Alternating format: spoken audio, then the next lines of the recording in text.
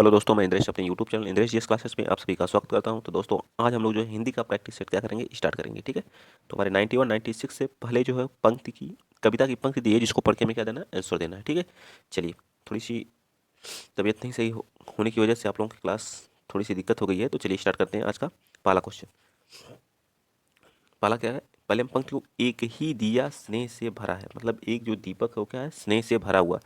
प्रेम का प्रकाश प्रेम से धरा है, मतलब प्रेम का जो प्रकाश है वो प्रेम से क्या है, धरा हुआ है। झिलमिला झिलमिला हवा को तिलमिला रहा है। जो झिलमिल हवाएं हैं वो क्या रही हैं, धीरे धीरे तिलमिला रही हैं। ज्योति का निशान जो हिला रही हैं, और ज्योति के जो ज्योति जल रही है उसको क्या कर रही हैं, हिला रही हैं। मुस्कुरा रहा है अंधकार पर, यह मजार है किसी शहीद का। ठीक है, किसी शहीद का क्या है, मजार है।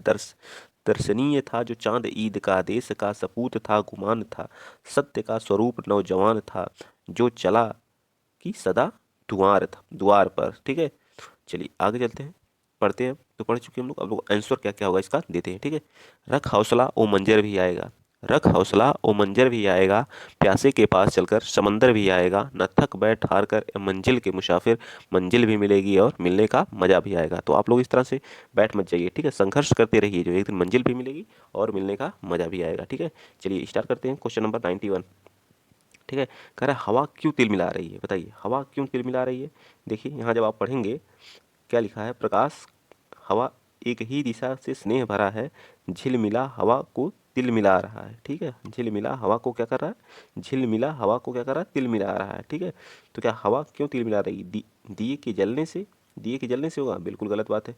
दिए के निरंतर जलने से, अंधकार होने से, दिए के स्नेह से, बताइए किसके स्नेह से, तो किसके स्नेह से, तो एक है दिए के निरंतर जलने से क्या होगा, दिए के निरंतर जलने की वजह से क्या कर रही है, तिल मिला रही है। ठीक है। नेक्स्ट बताइए, ईद का चांद किसे कहा गया है, ईद का चांद किसे कहा गया है, तो मजार को कहा गया है। ठीक है, ईद का चांद किसे कहा गया है, यह मजार है किसी शहीद की, अदर्शनीय था जो चांद का ईद। देखिए यहाँ है। ठीक, तो आप वहाँ देख सकते हैं। तो ये पार्ट हमारा क्या हो जाएगा, राइट हो जाएगा। ठीक।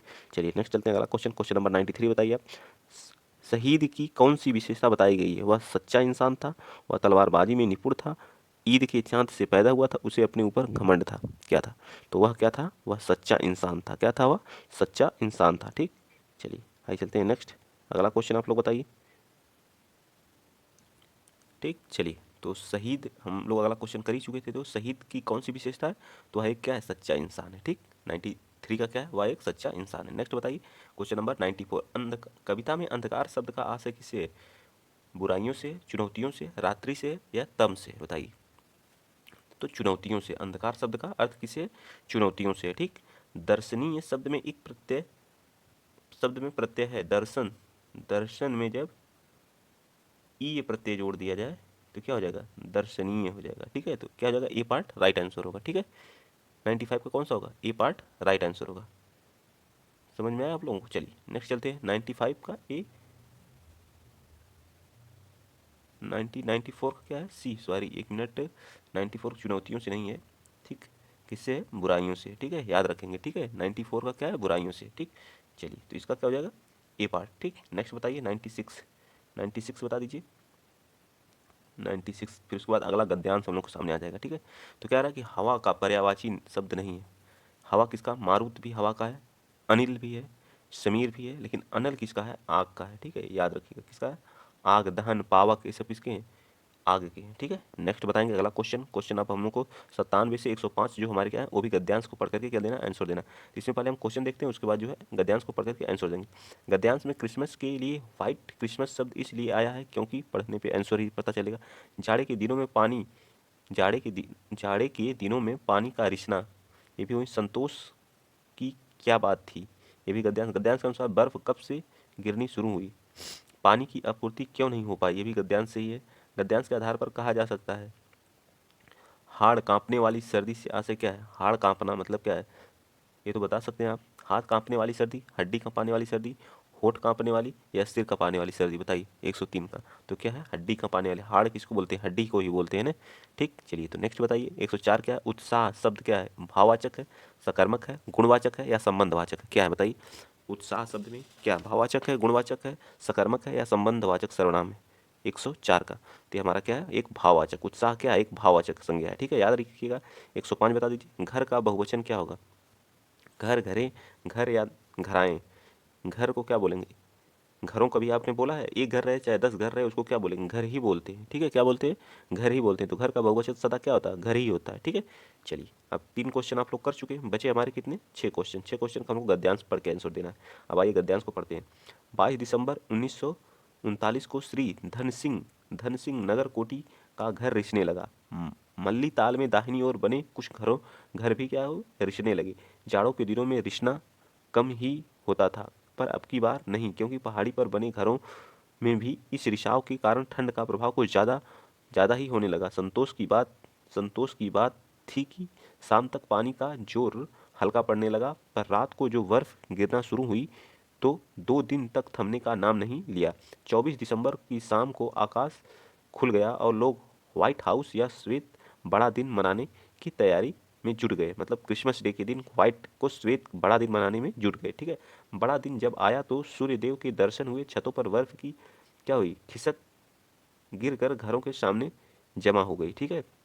उसे हटा करके रास्ता साफ कर लिया गया और पिघलती बर्फ के कारण हाड़ कांपने वाली सर्दी होने लगी, ठीक है। हाड़ कांपने वाली, हड्डी कांपने वाली सर्दी। लोगों का उत्साह कम नहीं हुआ और वे परस्पर क्रिसमस की शुभकामनाएं और डालियों का आदान प्रदान करने लगे। तापमान 0 से 3 डिग्री नीचे हो गया, ठीक है। क्या हो गया? 3 डिग्री नीचे हो गया, ठीक। उसके बाद क्या हुआ? आगे देखिए।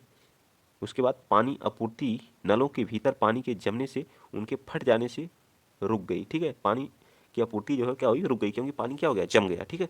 अब आगे हम लोग पढ़ते हैं गद्यांश में। क्रिसमस के दिन के लिए व्हाइट क्रिसमस इसलिए शब्द इसलिए आया क्योंकि क्या? क्रिसमस के अवसर पर सब लोग सफ़ेद रंग के कपड़े पहनते हैं। क्रिसमस के अवसर पर सब लोग सफ़ेद केक खाते हैं। क्रिसमस के अवसर पर बहुत बर्फ़ पड़ी थी। क्रिसमस का असली नाम यही है। बताइए 97 का क्या हो जाएगा? तो 97 का सी पार्ट। क्रिसमस के अवसर पर बहुत बर्फ़ पड़ी थी, इसलिए उसका नाम क्या होगा? व्हाइट क्रिसमस रख दिया गया, ठीक है। कितनी ज़्यादा चारों तरफ क्या है? बर्फ़ ही थी, व्हाइट व्हाइट था, इसलिए उसका नाम व्हाइट क्रिसमस।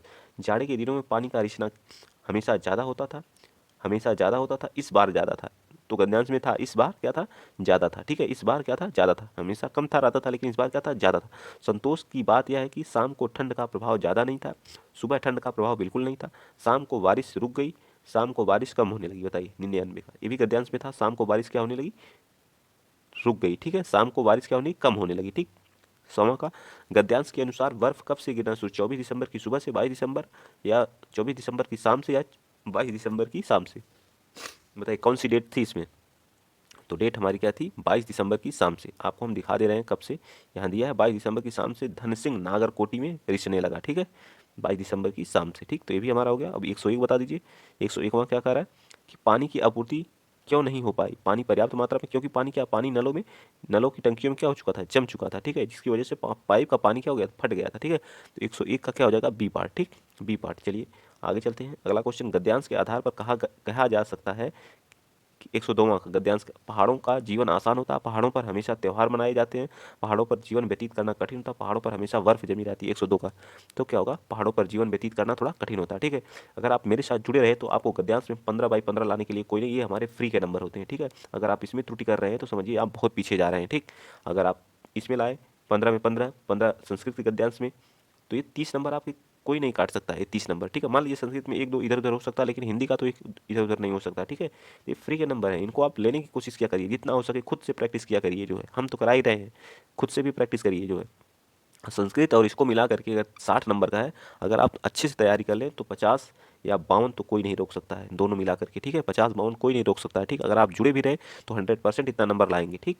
चलिए आगे क्या था? हाड़ कांपने वाली सर्दी का मतलब क्या होता है? हड्डी कांपने वाली सर्दी। 103 का तो मैं बता चुका हूँ, ठीक है। उत्साह क्या? एक भाववाचक संज्ञा, ठीक। घर का बहुवचन क्या होता है? घर ही होता है, ठीक।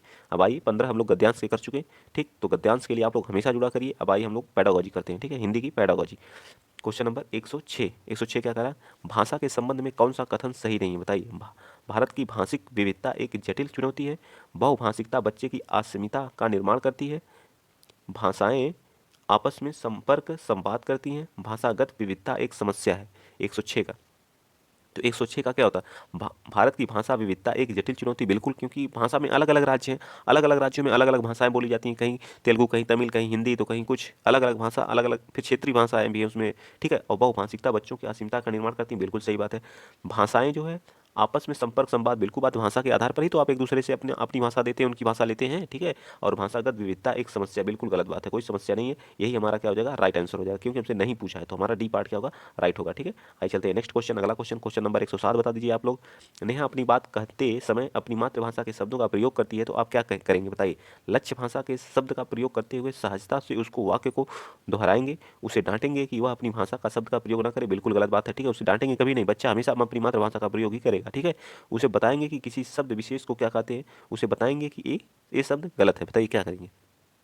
तो 107 का हमारा क्या हो जाएगा, बताइए। ये भी गलत है, ये भी गलत है, ठीक है। लक्ष्य भाषा का प्रयोग करते हुए उसे सहजता से उसको वाक्य को क्या करेंगे, दोहराएंगे, ठीक है।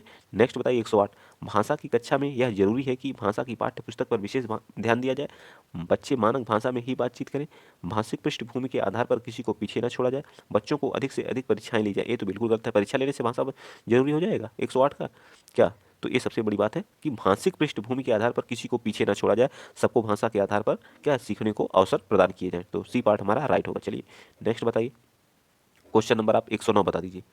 उच्च प्राथमिक स्तर पर भाषा शिक्षण का उद्देश्य क्या होता है, व्याकरण के नियमों को कंठस्थ कराना, भाषा की विभिन्न संरचनाओं को यांत्रिक अभ्यास, यांत्रिक तो बिल्कुल गलत है, यांत्रिक शब्द का जहां यूज रहेगा वो हमेशा हमारा नेगेटिव वर्ड होता है, ठीक है। और क्या है 109 का, तो हमारा क्या हो जाएगा, ये भी गलत है, ठीक। कंठस्थ कराना या याद कराना, सभी साहित्यिक विधाओं को लेखन की कुशलता विकसित करना, भाषा की बारीकी और सौंदर्य बोध को समझने की क्षमता को आप विकास करना, ये बिल्कुल राइट आंसर है, ठीक है।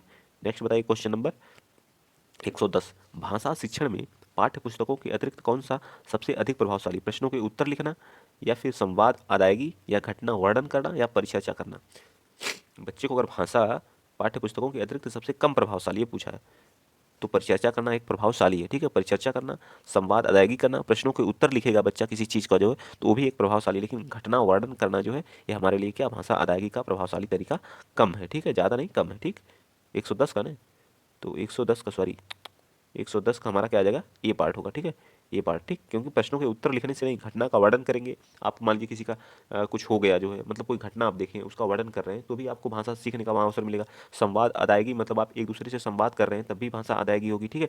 और क्या होगा, परिचर्चा करने पर कई ग्रुप बनाकर किसी चीज़ किसी टॉपिक पर परिचर्चा कराना भी हमारा भाषा की सबसे महत्वपूर्ण या प्रभावशाली शिक्षण है, ठीक। चलिए आगे बताइए, क्वेश्चन नंबर 111, क्वेश्चन नंबर 111 क्या कह रहा है कि हर व्यक्ति को मैंने ही सच्चाई दिखाई है, वाक्य पर चर्चा करने का उद्देश्य क्या है, बच्चे को संज्ञा के प्रयोग का ज्ञान हो, बिल्कुल गलत। बच्चे को सर्वनाम का प्रयोग का ज्ञान हो, बिल्कुल। हर व्यक्ति को मैंने ही सच्चाई क्या की है, दिखाई है, क्या होगा, बच्चे को क्रिया के प्रयोग का ज्ञान कराना, बच्चे को भाषा के नियमबद्ध प्राकृतिक की पहचान और उसका विश्लेषण करना सिखाना, ये हमारा क्या है, राइट हो जाएगा। डी पार्ट हमारा क्या होगा, इसका राइट होगा। चलिए नेक्स्ट चलते हैं, क्वेश्चन नंबर 112 बताइए। लेखन क्षमता का विकास करने के संदर्भ में आपके लिए सबसे अधिक महत्वपूर्ण क्या है, सुंदर लेखन का अभ्यास, बिल्कुल गलत बात है। लेखन के लिए क्या, सुंदर सुंदर लेखन करेंगे। मानक वर्तनी का प्रयोग, ये भी गलत। सुनी पढ़ी और समझी हुई बातों को स्वाभाविक लिखित और अभिव्यक्ति, सबसे महत्वपूर्ण। सुनी पढ़ी और लिखी हुई बातों को स्वाभाविक लिखित मतलब बच्चा स्वयं से जो काम करे वो सबसे महत्वपूर्ण होता है लेखन क्षमता के विकास में, ठीक है। आगे चलते हैं, आगे चलते हैं, क्वेश्चन नंबर 113 बताइएगा आप लोग। भाषा की पाठ्य पुस्तकों को हिंदी तर भाषा को भी जगह मिलनी चाहिए, इस कथन के समर्थन में कौन सा तर्क काम करेगा बताइए। तो इससे भाषा के बीच द्वंद्व नहीं होगा, इससे भाषागत विविधता को सही रूप से संबोधित किया जा सकता है, इससे भारत की सभी भाषा को स्थान दिया जा सकेगा, इससे त्रिभाषा सूत्र पालन किया जा सकता है, बताइए 113 का।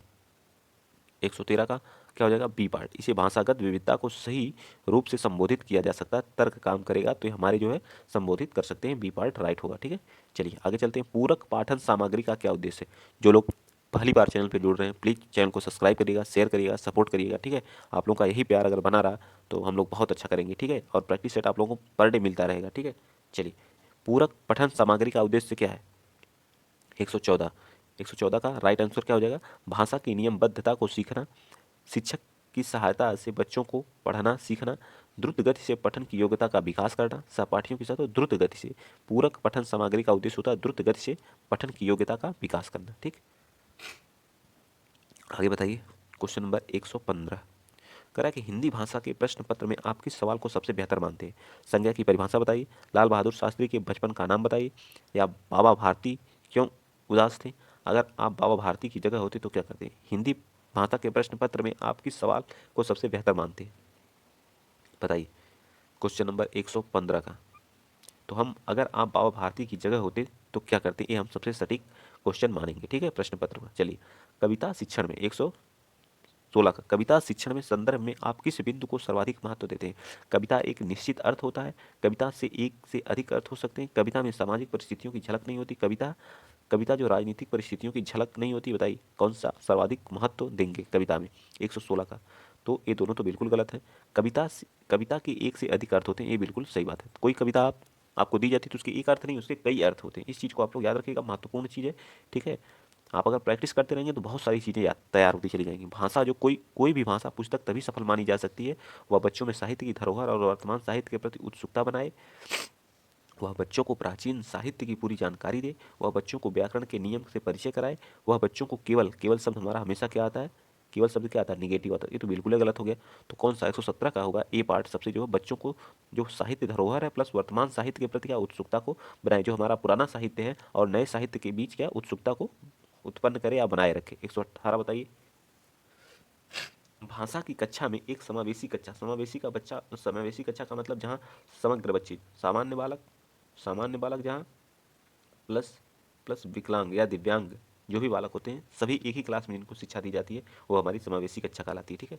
चलिए, तो बताइए, पाठ्यक्रम को कम कर दिया जाए, ये तो बिल्कुल गलत बात है।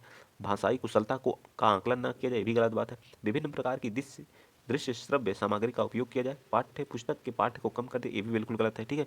तो हमारा 118 का कौन सा राइट आंसर हो जाएगा, बताइए। तो सी पार्ट हमारा सबसे सटीक आंसर होगा। चलिए, 119 बताइए। अंतः वाक्य की संकल्पना किससे संबंध रखती है? चॉम्स्की से, पावलोव से, स्किनर से या वाइगोत्स्की से? वाइगोत्स्की साहब किसको सांस्कृतिक और किसको बताए थे, सामाजिक और भाषा के बारे में बताए थे, ठीक है। तो अंतः वाक्य की संकल्पना कौन प्रतिपादित किया था? 119 का। तो ये भी इनके द्वारा ही बताया गया था, ठीक है। ये भी जो है अंतः वाक्य की संकल्पना वाइगोत्स्की दी, याद रखेंगे, ठीक है। चलिए आगे चलते हैं। क्वेश्चन नंबर आज का लास्ट है, बता दीजिए, भाषा और चिंतन में संबंध होता है, यह कथन किसका है? पूर्णतः सही है, आंशिक रूप से सही है, या पूर्णतः गलत है, या व्यर्थ का है? 120 का। तो क्या हो जाएगा? 120 का हमारा पूर्णतः सही है, भाषा और चिंतन में संबंध होता है, बिल्कुल सही है, ठीक है। तो बी ए पार्ट हमारा इसका क्या हो जाएगा? राइट हो जाएगा, ठीक। तो ए पार्ट इसका क्या होगा? राइट होगा, ठीक है। तो आज के लिए इतना ही। अगर वीडियो आप लोगों को अच्छा लगा है तो प्लीज़ वीडियो को शेयर करिएगा, चैनल को सब्सक्राइब करिएगा। और हाँ, जिन्होंने आज के क्वेश्चन में 28 या 29 सही किए हैं 30 में, समझिए उनकी तैयारी बहुत ही बेटर है और उनको कोई नहीं रोक सकता है 30 में 30 लाने के लिए, ठीक है। अगर वो जुड़े रहे हमसे, जो पर डे प्रैक्टिस करें, तो कोई नहीं रोक पाएगा, ठीक। चलिए, आप लोग 82 जो क्वालिफाई मार्क है उसके चक्कर में ना पड़िए, आप लोग अगर लगे रहे तो 130 प्लस आएगा, कोई नहीं रोकेगा, ठीक है। बस खाली संघर्ष करते रहिए मेरे साथ।